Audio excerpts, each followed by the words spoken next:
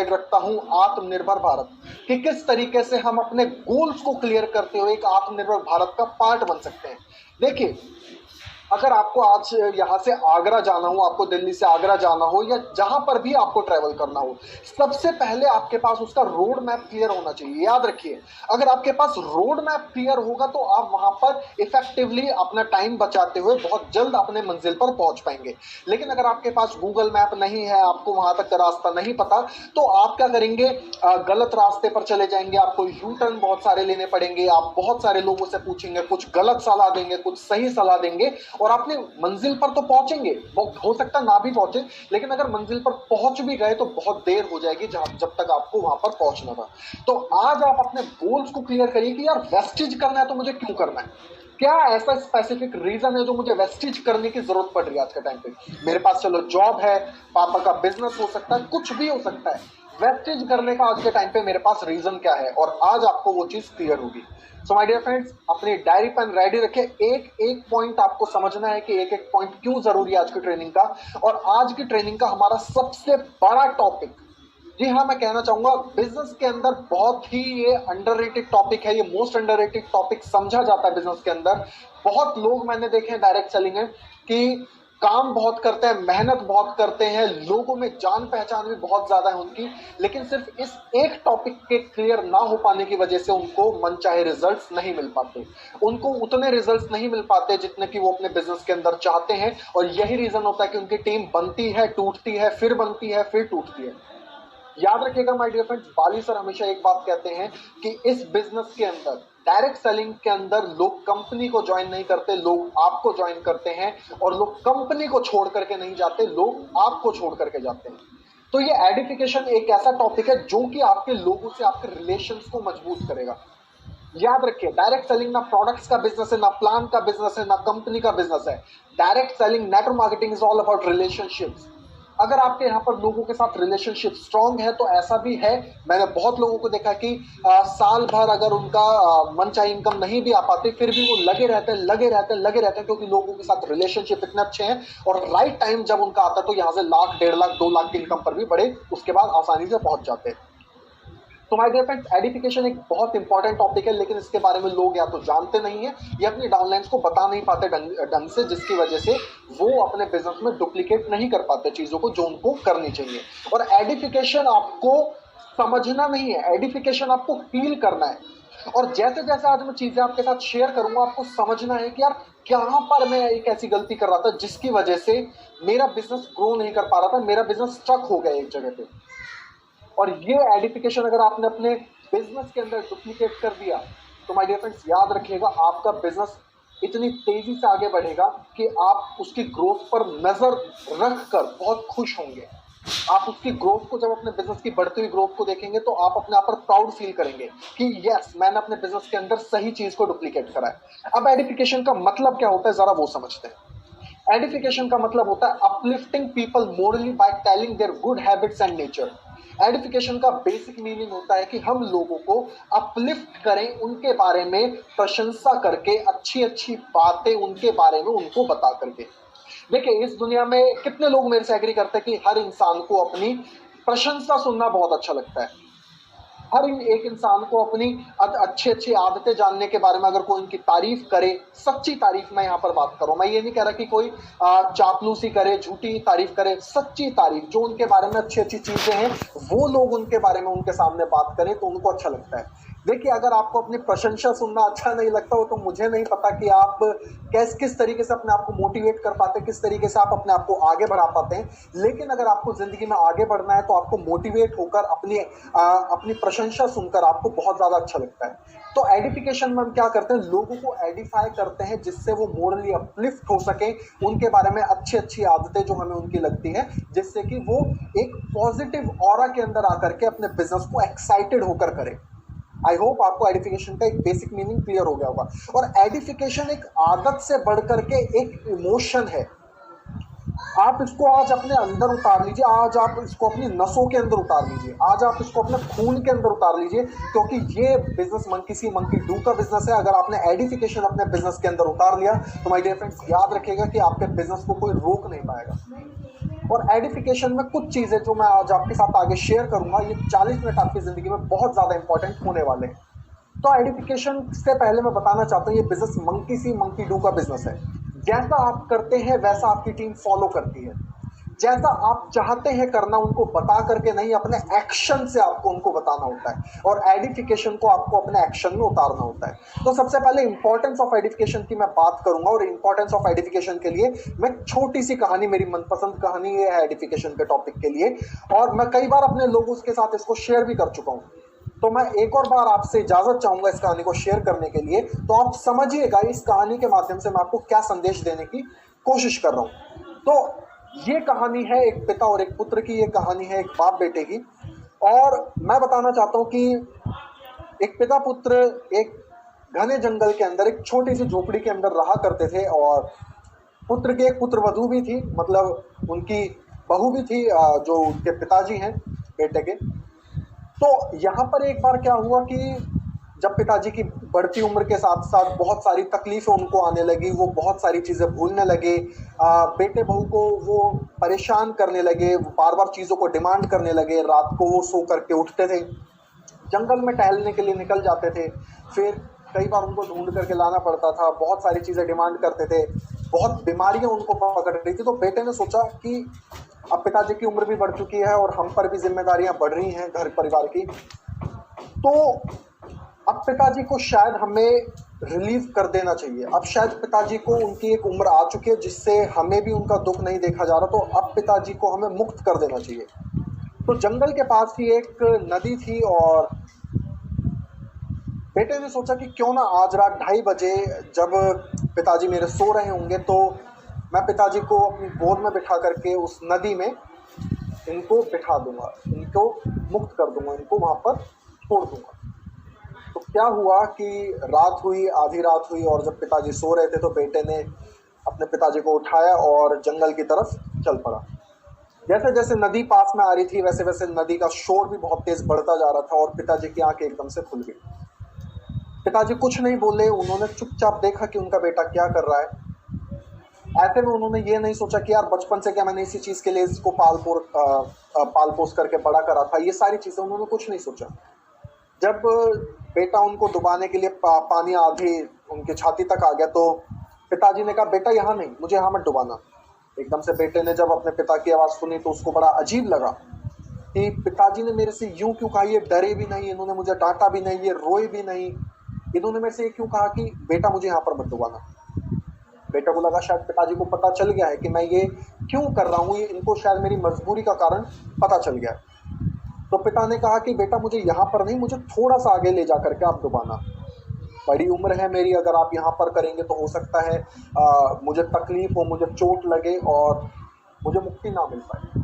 तो पुत्र थोड़ा सा आगे गया, पानी गले तक आ गया, पुत्र ने वहां पर डुबाने की कोशिश करी। पिता ने कहा नहीं नहीं बेटा, मुझे यहाँ पर मत डुबाना, मुझे यहाँ पर मत डुबाना, मुझे थोड़ा सा और आगे चल करके आप डुबाना। तो पुत्र थोड़ा सा और आगे गया, और जब पानी बिल्कुल सर से ऊपर आ गया तो और वहां पर वो पुत्र उनको डुबाने लगा, तो पिता ने पता है क्या बात कही? पिता ने कहा कि नहीं बेटा, मुझे यहाँ पर भी मत डुबाना, क्योंकि यहाँ तो मैंने अपने पिता को डुबाया था, तुम मुझे यहाँ से आगे डुबाना, ताकि कल को जब तुम्हारी कोई संतान बड़ी हो तो वो तुम्हें उससे भी आगे ले जाकर के डुबाए।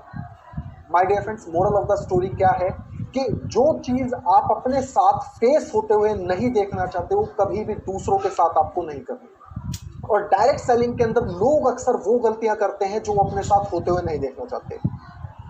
कितने लोग मेरे से एक बात के लिए एग्री करेंगे, और वो बात क्या है मैं आप सभी के साथ शेयर करता हूं। कितने लोग बिलीव करते हैं what goes around comes around?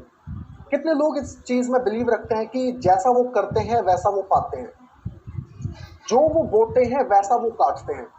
अगर आप करेले का बीज बोएंगे तो उसमें से आम का फल नहीं निकलेगा, अगर आप करेले का बीज बोएंगे तो उसमें से करेला ही निकलेगा, और बाद में वो आपके जीवन में कड़वाहट ही देगा। कितनी बार आपने ऐसी चीज को फेस करा है, रियलाइज करा है कि कई बार हम अपने पेरेंट्स को ऊंची आवाज में बात कर देते हैं, या फिर अपने छोटे बहन भाइयों को डांट फटकार देते हैं, और जैसे हम चल रहे होते हैं तो बेड का कोना या सोफे का कोना हमारी टांग में लग जाता है, अंगूठे में लग जाता है, कुछ ऐसी हमें चोट अचानक से लग जाती है कि जैसा ही हमने बुरा बोला वैसे ही हमारे साथ रिएक्शन हो जाता है। कभी रियलाइज करा आपने छोटी चीज? और तुरंत हमें रियलाइज होता है कि यार शायद मुझे ऐसी चीज नहीं बोलनी चाहिए। माय डियर फ्रेंड्स, ये होता है कि जैसा आप करते हैं, बिल्कुल 48 लोग अपने हाथ खड़े कर रहे हो, आई होप बहुत सारे लोग भी इस चीज को रियलाइज करते होंगे कि कई बार क्या होता है, हम कुछ अपशब्द बोलते हैं अपने पेरेंट्स के लिए, अपने बच्चों के लिए, या फिर अपने भाई बहनों के लिए, अपने सगे संबंधियों के लिए, और अचानक से हमारी लाइफ में चोट नहीं, या तो आर्थिक स्थिति कुछ खराब हो जाती है, कुछ भी हो जाता है, लेकिन हमें इनडायरेक्टली चोट जरूर पहुंचती है और हमें तुरंत रियलाइज होता है यार तूने गलत करा था उस टाइम पे। आप शायद समझ पा रहे हैं। और यही होता है आपके बिजनेस के साथ, यही होता है आपके साथ। What goes around comes around. जैसा आप करते हैं वैसा आप पाते हैं, जो आप बोते हैं वैसा आप फसल काटते हैं। और माय डियर फ्रेंड्स, मैं बात करना चाहूंगा, अगर आप नहीं चाहते कि जो आप फसल काटें वो आपको पसंद नहीं है, वो आउटपुट आपको पसंद नहीं है, तो वैसा बीज भी मत बोइए। अगर आपको लगता है यार मेरे अपलाइन अच्छे नहीं है, आपको कोई आदत अपनी पसंद नहीं, उनकी आदत पसंद नहीं है, अगर आपको अपनी कोई डाउनलाइन की आदत पसंद नहीं है, अगर किसी रिलेटिव की आपको आदत पसंद नहीं है कि यार वो मेरे बिजनेस के साथ नहीं आ पा रहे हैं, तो मैं एक एग्जांपल देता हूं। कभी भी अगर आपको गुस्सा आए, कभी भी आपको कुड़न महसूस हो कि यार मुझे गुस्सा आ रहा है, पता नहीं यार लाइफ कैसी जा रही है, यार मैं नहीं चाहता इस तरीके से जाए, तो एक बार सोचिए, क्या जो आप सोच रहे हैं वो आप बोलेंगे? और क्या अगर जो आप बोलेंगे उसके बोलने के बाद आप उन एक्शंस पे रिफ्लेक्ट करेंगे? एक बार पॉज लेकर जरूर सोचिएगा। जो आपके दिमाग में, अगर आपका बॉस आपको तंग करता है, अगर आपके घर वाले आपको परेशान करते हैं और आपका मन करता है यार बॉस को छोड़ दूंगा, घर छोड़कर चला जाऊंगा, तो आप सोचिए, जब आपने ये अपना थॉट अपने दिमाग में सोचा, तो क्या आप इसको सच में बोलेंगे अपने पेरेंट्स के सामने कि यार मैं घर छोड़कर जा रहा हूं? अपने बॉस के सामने बोलेंगे कि यार मैं जॉब छोड़ करके जा रहा हूं? और चलिए अगर आपने बोल भी दिया, क्या आप जब ये सारी चीजें अपने मुंह से बोल देंगे, तो क्या आप बाद में उसके जो एक्शंस, जो उसके रिफ्लेक्शंस आपकी लाइफ के ऊपर होंगे, क्या वो आप सच में अपनी लाइफ के ऊपर चाहेंगे? क्या वो एक्शंस आप अपनी लाइफ के अंदर चाहेंगे? और उस एक्शन वर्ड को याद रखिएगा, अगर वो एक्शन यानी कि वो फसल आपके मतलब की नहीं है, तो ना तो आपको वैसी चीज बोलनी है, और बोलना तो बड़ी बात, वैसी चीज आपको अपने दिमाग में भी नहीं लानी, वैसी चीज आपको सोचनी भी नहीं है, क्योंकि जो आपने अपने मुंह से एक बार चीज निकाल दी, उसके कॉन्सिक्वेंसेज आपको फेस करने पड़ेंगे। अब ऐसा नहीं है कि यार आप अपने मुंह से कोई चीज बोल करके आप उस पर पछतावा करके छोड़ दो, नहीं, आपको उसके कॉन्सिक्वेंसेज फेस करने पड़ेंगे। और अगर आपको कॉन्सिक्वेंसेज उसके अच्छे नहीं लगते, तो ना तो वैसा सोचें और ना तो वैसा बोलें। तो ये जो एडिफिकेशन का पार्ट है, what goes around comes around, और यही जो है जैसा आप बोएंगे वैसा आप काटेंगे, यही एक्चुअल में आपके बिजनेस को डिस्ट्रॉय करता है, यही चीज एक्चुअल में आपके बिजनेस को खत्म करती है। यही रीजन है कि आपकी टीम कभी भी ग्रो नहीं हो पाती, क्योंकि आप सोचते यार ये अगर इसका अगर 1800 पीवी का बिजनेस आ रहा है, 11% का भी लेवल है, अगर 200 पीवी थोड़ा सा और एक्स्ट्रा हो जाए, इसका मेंटेन हो जाए, और मैं फिर साइड कहां से करूंगा? ये एक बहुत बड़ा एक फैक्टर होता है जो आगे चल के आपके बिजनेस को खत्म कर देगा। ये जो बड़ा फैक्टर होता है आगे चल के आपके बिजनेस को, ये एटीट्यूड आपके बिजनेस को आगे चल करके खत्म कर देगा। अगर आपके अंदर एक ऐसा एटीट्यूड आ जाए कि यार अपलाइन वपलाइन कुछ नहीं होता, जो हूं मैं हूं, मेरे पास सारी नॉलेज है, मेरे पास सब कुछ है, मुझे सब पता है, मैंने बड़े बड़े व्यापार करे हैं, मैं बहुत लोगों को जानता हूं, मुझे ड्रेस पहनने की जरूरत नहीं, मुझे कुछ पहनने की जरूरत नहीं, मैं अपना सिस्टम चलाऊंगा, तो माय डियर फ्रेंड्स तैयार रहिए, क्योंकि आपने बीज बो दिया है। आप उसकी फसल काटने के लिए तैयार रहिए, जो कि साल या 1.5 साल बाद आपको नजर में आएगी, और तब आप सोचेंगे यार मैंने बीज करेले का बो दिया। आप लोग समझ पाए मैंने क्या आप सभी के साथ शेयर करा? एडिफिकेशन की मिस्टेक है जो सबसे बड़ी लोग करते हैं। कभी भी वो चीज आप अपने बिजनेस में मत करिए जो आप पाना नहीं चाहते। और कुछ एडिफिकेशन की मिस्टेक्स हैं जो मैं आप सभी के साथ शेयर करूंगा। हमारे पास एडिफिकेशन अपने आप में एक बहुत बड़ा टॉपिक, मैं इसके ऊपर घंटों बात कर सकता हूं, लेकिन आज मैं आपको बेसिक कॉन्सेप्ट एडिफिकेशन का बता रहा हूं। और माय डियर फ्रेंड्स, कुछ मिस्टेक्स हैं जो एडिफिकेशन के अंदर लोग करते हैं, और वो मिस्टेक्स क्या होती हैं आज मैं आपके साथ शेयर करता हूं। पहली मिस्टेक होती है एडिफाइंग रॉन्ग पीपल, और दूसरी मिस्टेक होती है not being honest. Edifying the wrong people का क्या मतलब होता है? समझिए, आपका कोई प्रोस्पेक्ट है, आपकी डाउनलाइन का कोई प्रोस्पेक्ट है और आपकी डाउनलाइन उस प्रोस्पेक्ट को आपके पास लेकर के आती है। अब यहाँ पर सबसे पहला जो रूल होता है डाउनलाइन का होता है, और डाउनलाइन ने लाते ही क्या कहा, सर ये रमेश जी हैं, और सर रमेश जी ना सर बहुत बड़े रियल स्टेट में सर जाइंट है, हजारों लोगों से सर इनकी जान पहचान है, सर इनके पास में सर 5 मिनट भी सांस लेने का सर टाइम नहीं रहता, और सर बड़ी मुश्किल से सर टाइम मिला, सर आप जानते हैं मैं सर लिमिटेड लोगों को ला पाता हूँ, सर बिजनेस भी अच्छा नहीं चल रहा, सर घर वाले परेशान कर रहे हैं, सर बड़ी मुश्किल से आया, सर इनको समझा दीजिए। उन्हीं के सामने बोल रहे हैं, उन्हीं के सामने बोल रहे हैं कि सर ये बड़ी मुश्किल से मेरा बिजनेस चल रहा है, सर आप प्लीज इनको समझा दीजिए। और आपने क्या करा, सर के साथ बिठा करके और आप सीटी मारते हुए बाहर चले गए, सर एक और को लेकर के आता। यहाँ से क्या हुआ, आपने अपलाइन की ग्रेविटी बनाने के बजाय वहीं पर खत्म कर दी, और रमेश जी की ग्रेविटी आपने वहां पर बना दी। अब जो आपके अपलाइन है उनके मुंह से निकला हुआ हर शब्द रमेश जी को छोटा शब्द लगेगा। आपके अपलाइन से निकला हुआ हर शब्द रमेश जी को छोटा शब्द लगेगा, और आपके अपलाइन अगर उनको कुछ समझाने का प्रयास भी करेंगे तो वो उनकी हर बात में दखलंदाजी करेंगे, वो उनकी हर बात को काटेंगे। ऐसा क्यों? क्योंकि रमेश जी की रैपो आप बिल्ड करके चले गए, और आप खुद उस मीटिंग से लीव कर गए, भले ही वो जूम सेशन था या वो ऑफलाइन मीटिंग थी। तो यहाँ से इम्पैक्ट क्या पड़ा रमेश जी के ऊपर कि यार ये कोई जो बंदा मुझे सामने वाला बता रहा है इसको मैं जानता तो हूँ नहीं, और इसका बंदा ही इसकी बात को इतना बड़ा नहीं समझता कि वो खुद ही इसको छोड़ करके चला गया, तो मैं क्यों सुनूं इसकी बात। ये मेन रीजन होता है आपके प्लान के फेल होने का, और एडिफिकेशन की अहमियत आप यहाँ से समझिए। कल को अगर उस डाउनलाइन की टीम बन भी गई और उसकी टीम में यही कल्चर डुप्लीकेट हो रहा है, तो याद रखिए टीम में लीडर्स बन ही नहीं पाएंगे, और हमेशा टीम को अपने कंधे पर लेकर के वही आगे चलेगा। वो कभी भी इंडिपेंडेंट लीडर्स अपनी टीम में क्रिएट ही नहीं कर पाएगा। क्यों? क्योंकि एडिफाई गलत तरीके से कर रहे हैं। दूसरी जो सबसे बड़ी मिस्टेक होती है, नॉट बीइंग ऑनेस्ट। सही से वो सच में ऑनेस्टली से वो एडिफाई नहीं कर पाते, या तो वो चापलूसी करके एडिफाई करते हैं प्लान को कि सर आप तो सर बहुत अच्छे इंसान है, सर आप तो अंबानी की औलाद है, सर आप तो जेफ बेजोस की औलाद है, सर आपके मुंह से तो हर शब्द जो निकलता है वो गुरु द्रोण के मुंह से निकला वो शब्द के बराबर होता है सर, और रमेश जी इनकी बात को सुन लीजिएगा नहीं तो आपका जीवन तबाह है सर। इस तरीके से आप जो ऑनेस्टी के साथ जो आप एडिफाई नहीं करते, इसकी वजह से भी आगे चल के आपको बहुत सारी तकलीफें झेलने को मिलती है। अपने अपलाइन के बारे में वही चीज बताइए जो कि वो एक्चुअल में है। गोल्ड डायरेक्टर है, इनकम 15,000 रुपए है, 20,000 रुपए, कुछ भी हो, उसको इस तरीके से बताइए कि वो अट्रैक्टिव लगे। इसका रीजन क्या है वो मैं आगे बताऊंगा, अगली स्लाइड में बताऊंगा, लेकिन अब सही तरीका क्या है वो मैं आप सभी के साथ शेयर करता हूँ। और फील करिएगा कि आप में से कितने लोग ऐसे हैं जिनके साथ ऐसा हुआ कि डाउनलाइन ने आकर के या तो उनके पास प्रोस्पेक्ट छोड़ करके चली गई कि सर आप इनको प्लान दिखाओ, या फिर ऐसा हुआ कि ढंग से आपके एडिफिकेशन कर नहीं पाए, और बाद में जब आपका प्लान फेल हुआ तो आपको ही कोसा कि सर देखो मैंने तो ला करके दिया था, अब आपसे नहीं हुआ तो मेरी क्या गलती है। कितने लोगों के साथ ऐसा हुआ है? मैं हैंड रेस देखना चाहता हूँ सभी लोगों के।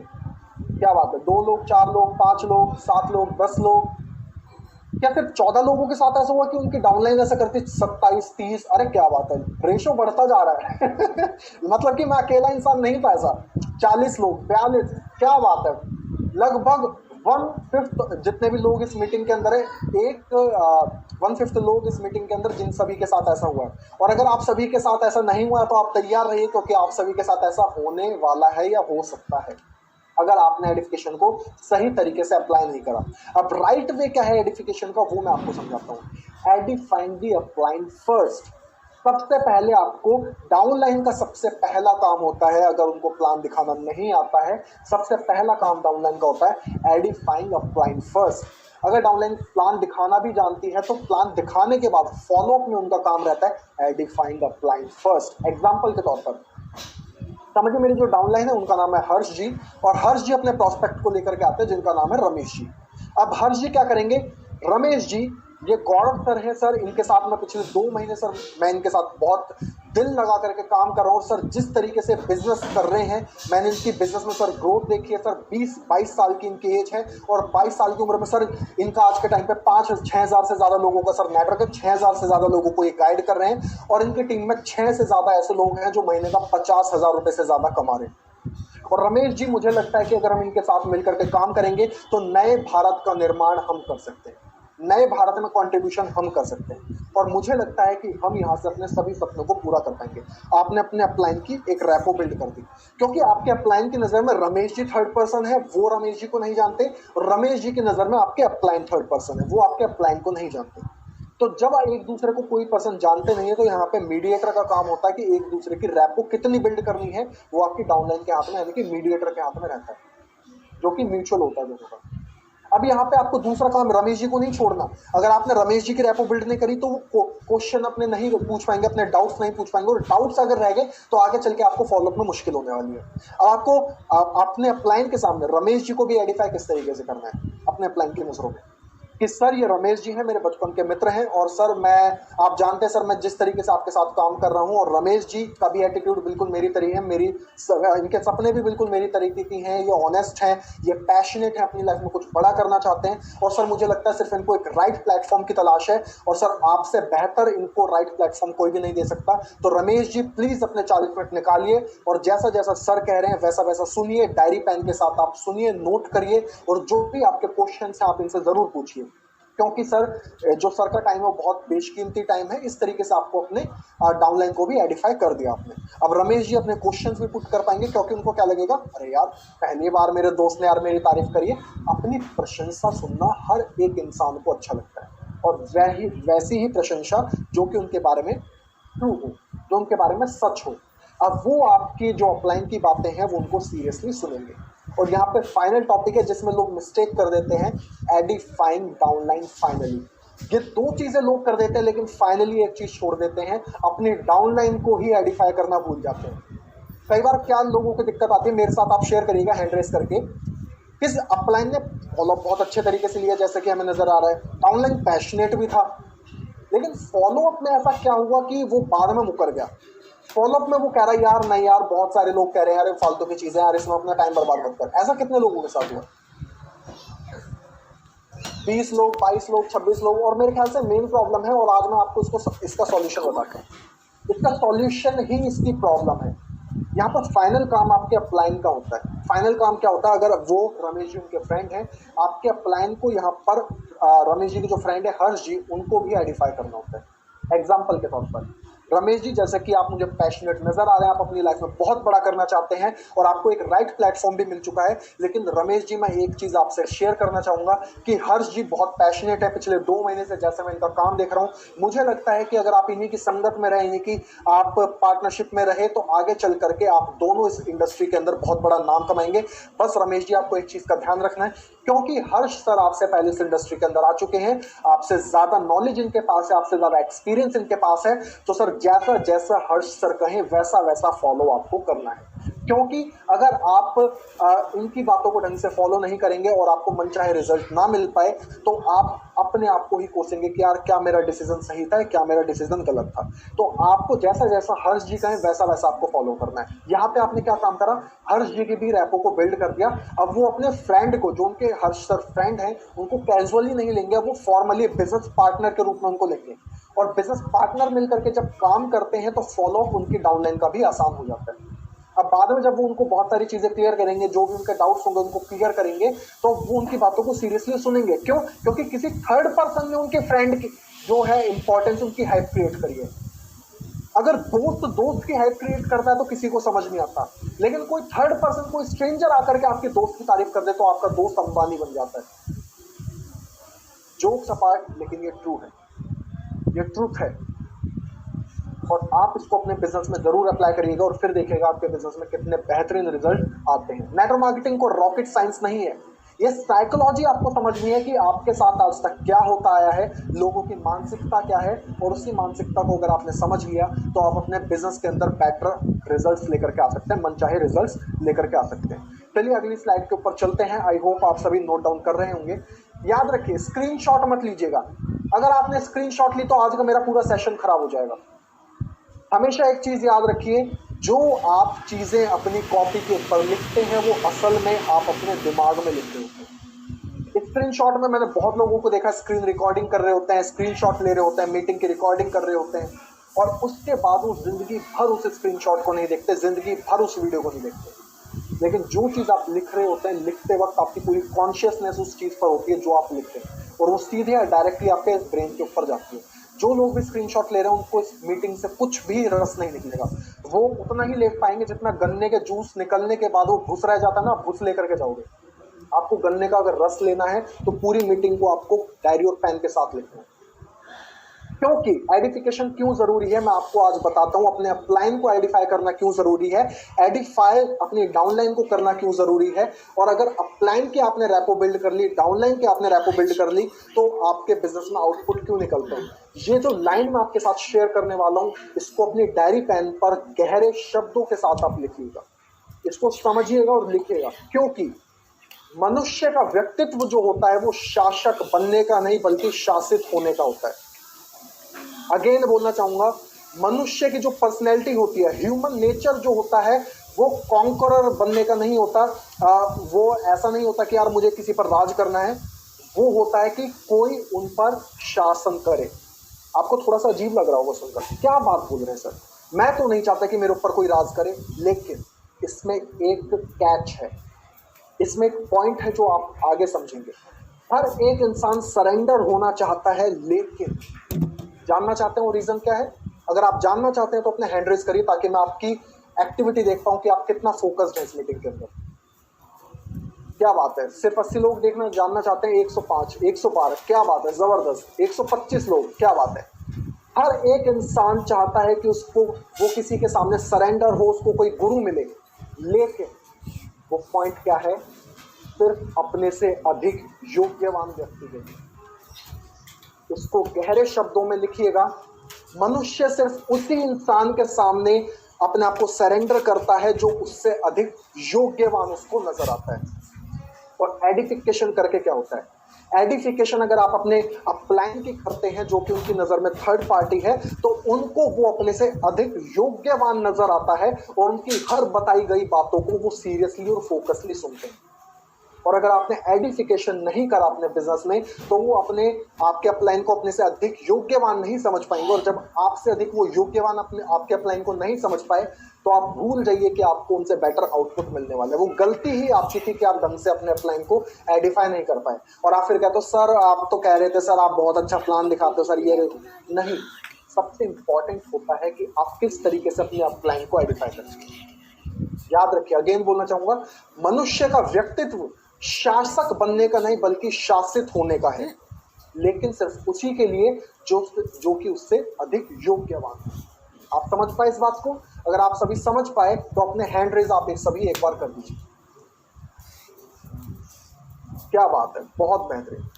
लगभग 140 लोगों के मैं देख पाऊं। और अगर ये एक लाइन आपको समझ में आ गई तो आपका बिजनेस काफी ज्यादा आसान आज से आगे होने वाला है। अब अगली स्लाइड के ऊपर हम चलते हैं। वाई, क्या रीजन है, और मैं आपसे पूछूंगा कि आपकी जिंदगी में गोल्स का होना क्यों जरूरी है। एडिफिकेशन, आपने बेसिक कॉन्सेप्ट एडिफिकेशन का समझ लिया। और आज लोग कहते हैं यार सपने देखो सपने देखो सपने देखो। यार नेट मार्केटिंग में आते तुम सपनों की बातें क्यों करते हो? तुम ये क्यों कहते हो यार तुम लग्जरी कार लो, तुम ये क्यों कहते हो यार घर लो, तुम ये क्यों कहते हो यार फॉरेन वेकेशन जाओ, तुम ये क्यों कहते हो यार माँ बाप के सपने पूरे करो, भाड़ में जाए, मुझे नहीं करना। लेकिन माय डियर फ्रेंड्स, मैं कहना चाहता हूं, इस दुनिया में सिर्फ 3 चीजों के अंदर भगवान ने जान फूकी है, और वो 3 चीज आप अपने डायरी के अंदर लिख सकते हैं। पहला है पेड़ पौधे। पेड़ पौधे के अंदर भगवान ने जान फूकी है, उनके अंदर जान है लेकिन वो हिलडुल नहीं सकते। दूसरी जो है वो जानवर हैं, पशु पक्षी हैं, उनके अंदर जान है, वो हिलडुल भी सकते हैं, चल फिर भी सकते हैं, अपनी जनरेशन को आगे भी बढ़ा सकते हैं, लेकिन वो अपने और अपने परिवार के बारे में, उनके फ्यूचर के बारे में सोच नहीं सकते। कोई कुत्ता आपके गली में ऐसा देखा कि यार मुझे फौज में भर्ती मारना है, यार मुझे दिल्ली पुलिस में भर्ती होना है? नहीं देखा होगा, क्योंकि वो कभी भी अपने फ्यूचर कॉन्शियस नहीं होते। तीसरे होते हैं इंसान, और सिर्फ इंसान के पास कैपेबिलिटी होती है कि वो अपने फ्यूचर के बारे में सोच सके, वो अपनी सोसाइटी के बारे में सोच सके, वो अपने परिवार के बारे में सोच सके। और इंसान इस ताकत को कभी इस्तेमाल ही नहीं कर पाता। मेरे फादर हमेशा एक चीज कहते हैं कि इस दुनिया में आपका 2 बार जन्म होता है। पहली बार तब जब आप इस दुनिया में पैदा होते हैं, और दूसरी बार तब जब आपको ये मालूम पड़ जाए कि आप पैदा क्यों हुए। जिस दिन आपको ये मालूम पड़ गया कि आप पैदा क्यों हुए, वो होता है आपका दूसरा जन्म इस दुनिया के अंदर। और बहुत लोग इस दुनिया के अंदर आते हैं और सिर्फ पहला जन्म लेकर ही इस दुनिया से चले जाते हैं। माय डियर फ्रेंड्स, अगर आप याद रखिएगा, अगर आपको सच में इंसानों वाली जिंदगी जीनी है, अगर आपको मनुष्य का पूरा कर्तव्य निभाना है जिस वजह से आपको इस दुनिया के अंदर मनुष्य अवतार में भेजा गया है, तो आपको अपनी जीवन के अंदर एक गोल का होना, एक सर्टेन रीजन का होना बहुत ज्यादा जरूरी है। आपकी जिंदगी का कोई मकसद होना चाहिए। ऐसा नहीं यार मेरे पेरेंट्स ने मुझे पैदा करा, अब अपने बच्चों को पैदा करके मैं इस दुनिया से चला जाऊंगा, ये कोई रीजन नहीं होता। आपने कोई भी ऐसा काम नहीं करा जो कि आपको डिफाइन करता हो कि आप एक मनुष्य हैं। इसलिए आपके दिमाग में एक सपने का होना जरूरी है, क्योंकि लोग याद भी उसको रखते हैं जो कि सोसाइटी में कुछ कंट्रीब्यूट करके जाता है। लोग याद भी उसी को रखते हैं जो कि सोसाइटी में कुछ कंट्रीब्यूट करके जाता है। और आप उन लोगों को अपनी उंगलियों पे गिन सकते हैं जिन्होंने आपकी सोसाइटी में कंट्रीब्यूट करा है। लोग याद भी उसी को रखते हैं जिसने स्ट्रगल फेस करे होते हैं। लोग याद भी उसी को रखते हैं जिसने सपना देखा होता है। तो सपने देखना जरूरी है। जिंदगी में बड़ा कुछ करना चाहते हो तो रैंडमली कुछ नहीं होता, सपना देखो और सिर्फ सपना मत देखो, उस पर एक्शन लो। और आज मैं आपको बताऊंगा कि क्या आप अभी तक सच में जिंदा हैं। आज आप सोचेंगे कि मैंने ये लाइन क्यों लिखी कि क्या आप सच में जिंदा हैं, सपने देखना क्यों जरूरी है। और एक सपने देखने का एक मेन रीजन बताता हूं, क्योंकि because money is like Dettol and money kills 99.99% of your problems. पैसा डिटॉल की तरह होता है और यह आपकी 99.99% प्रॉब्लम्स को खत्म कर देता है।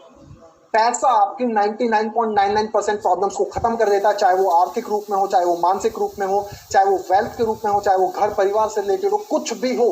पैसा आपकी 99.99% प्रॉब्लम्स को खत्म कर देता है। और जो आगे की प्रॉब्लम स्टार्ट होती हैं वो पैसे की प्रॉब्लम के बाद से स्टार्ट होती है। आई होप आप मेरा मैसेज समझ पाए कि पैसा डिटॉल की तरह होता है। याद रखिएगा, आप अगर अपनी प्रॉब्लम्स को खत्म करना चाहते हैं तो पैसा कमाइए, अपने पैसे से रिलेटेड प्रॉब्लम्स को खत्म करिए और फिर एक्चुअल में जिंदगी जीने का मकसद ढूंढिए। आप फिर एक्चुअल में जिंदगी को जीना स्टार्ट करेंगे। तो गोल सेटिंग से पहले मैं आप सभी से चाहता हूं कि जो आप गोल सेट करें वो इन कंडीशन, इन क्राइटेरियाज पर आपके होने चाहिए। आपके गोल्स इन जो है 5 कैटेगरीज इनके ऊपर फॉलो होने चाहिए। और गोल मस्ट बी स्मार्ट। ये स्मार्ट फॉर्मूला हमेशा याद रखिए। बहुत लोगों को मैं देखता हूं कि सर मैंने सपने बनाए, सर मैंने गोल्स बनाए, लेकिन मेरे सपने और गोल्स पूरे नहीं हो पाते। और उनका सिर्फ एक रीजन होता है माय डियर फ्रेंड्स, क्योंकि आपके गोल्स स्मार्टली आप डिजाइन नहीं कर पाते। आप अपने गोल्स को स्मार्टली एक कैटेगरी में नहीं रख पाते, जिसकी वजह से आपके सपने कभी भी पूरे नहीं होते और वो अधूरे रह जाते हैं।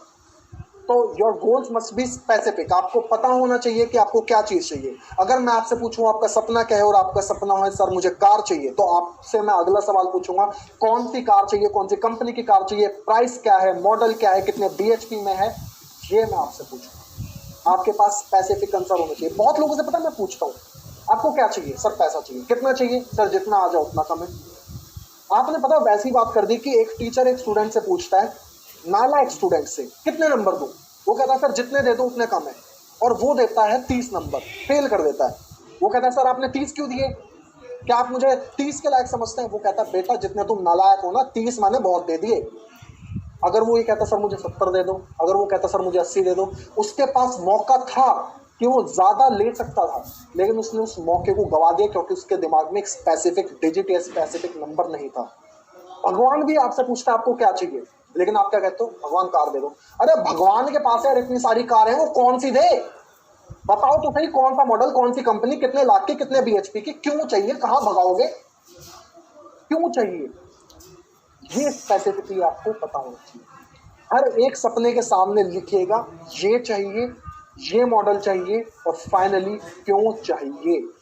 क्यों मैं एक चीज ऐड ऑन करूंगा इन सभी के साथ, क्यों मैं एक चीज ऐड रखिएगा, इसका मेरी फैमिली के साथ क्या रिलेशन है, मेरी फैमिली कैसा फील करेगी, उनकी लाइफ के ऊपर इसका क्या इम्पैक्ट पड़ेगा। अगर मैं कार लेता हूँ, बाइक लेता हूँ, मेरे फादर कैसा फील करेंगे अगर वो बैठेंगे, मेरी मदर कैसा फील करेंगे अगर वो बैठेंगी।